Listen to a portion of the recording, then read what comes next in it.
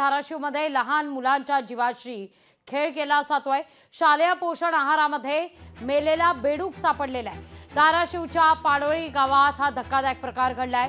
पोषण आहाराच्या पाकिटमध्ये हा बेडूक सापडलेला आहे। त्यामुळे तपासणीकरता प्रयोगशाळेत या पोषण आहाराचे नमुने पाठवण्यात आलेत। शिक्षण विभागाच्या विस्तार अधिकाऱ्यांकडून घटनेचा पंचनामा करण्यात आलेला आहे।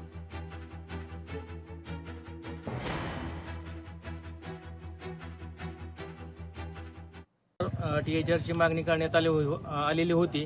त्याच्यामध्ये आहाराचा प्रकार जो आहे तो तूर डाळ खिचडी याच्यामध्ये मेलेला बेडूक दिसून आलेला आहे।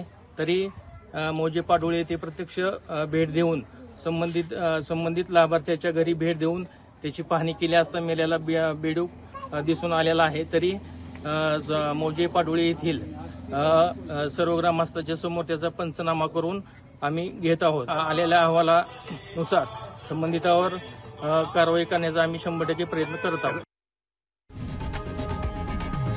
लोकशाही मराठी ऐका, पहा, जागरूक रहा।